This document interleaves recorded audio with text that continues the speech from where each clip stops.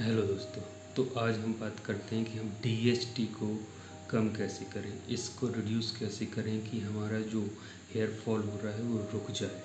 तो ये बात तो हमें पता है कि डीएचटी जो होता है वो बहुत ही इम्पोर्टेंट हार्मोन होता है एक मेल के लिए। तो हम इसको बिल्कुल से ख़त्म या रिड्यूस तो नहीं कर सकते, पर इसको नेचुरली इसको जो बहुत ज़्यादा बढ़ा हुआ है उसको लेवल पे ला सकते हैं। तो ये हमें करना कैसे है? हमें ये पता तो है ही कि टेस्टोस्टेरोन जो होता है वो 5 अल्फा रिडक्टेज की एक्टिविटी में डीएचटी को बनाता है। यदि हम 5 अल्फा रिडक्टेज की एक्टिविटी को कम कर दें तो डीएचटी उतना ज़्यादा नहीं बनेगा और हमारा हेयर फॉल रुक जाएगा। साथ ही प्रोस्टेट जो बीपीएच होता है ना, उसमें भी लाभ होता है। तो हमें करना क्या है, हमें सबसे पहले तो दो तरह से इन ड्रग्स को बांट लेते हैं। पहला होता है कि एलोपैथी और दूसरा होता है आयुर्वेदिक। तो एलोपैथी में फिनास्टेरॉइड जो होता है या ड्यूटास्टेरॉइड जो होता है, ये दोनों होते हैं, ये करते हैं इसको 5 अल्फा रिडक्टेज को कम।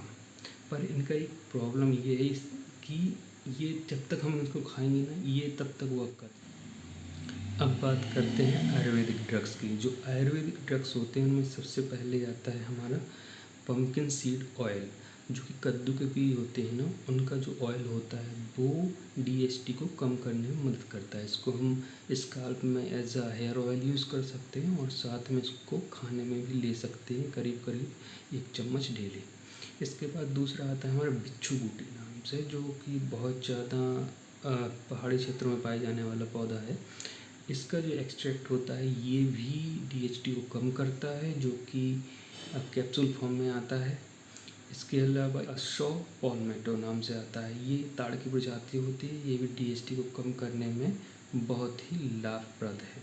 इसके बाद जो नया रिसर्च से पता चला हुआ है वो है कोकोनट ऑयल। कोकोनट ऑयल खाने वाले लोग या लगाने वाले लोग अपनी डीएचटी हार्मोन को कम कर सकते हैं। ग्रीन टी भी डीएचटी को बहुत अच्छे से कंट्रोल करती है। यदि हम डेली ग्रीन टी का यूज़ करते हैं तो हाँ, डीएचटी हमारा बहुत अच्छे से कंट्रोल रहता है। वाइट अनियन ये डीएचटी को कंट्रोल करता है और सोयाबीन को हम कई तरह से यूज़ कर सकते हैं डीएचटी को कंट्रोल करने में। जैसे सबसे पहले तो सोयाबीन को हमें एक बीन्स के फॉर्म में यूज़ कर सकते हैं। इसके अलावा सोयाबीन की जो नए बेबी सोयाबीन फली होती हैं ना, उनको सब्जी बना के यूज़ कर सकते हैं।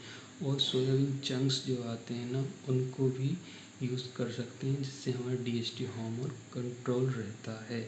आजकल बहुत से लोग मिनॉक्सिडिल को यूज़ कर रहे हैं हेयर ग्रोथ को बढ़ाने के लिए। तो ये जो हेयर ग्रोथ को बढ़ाने के लिए मिनॉक्सिडिल हम यूज़ करते हैं, तो ये एक तरह का वैसोडाइलेटर का वर्क करता है, जो हेयर ग्रोथ को प्रमोट तो करता है, लेकिन इसका डीएचटी पे कोई वर्क नहीं है, जिससे कि जो श्रंकिन होने वाले हैं हमारे हेयर फॉलिकल, उन पर यह रोक नहीं लगा सकता और ना ही टेलोजन फेज जो कि लॉन्ग हो रही है उसको कम कर सकता है।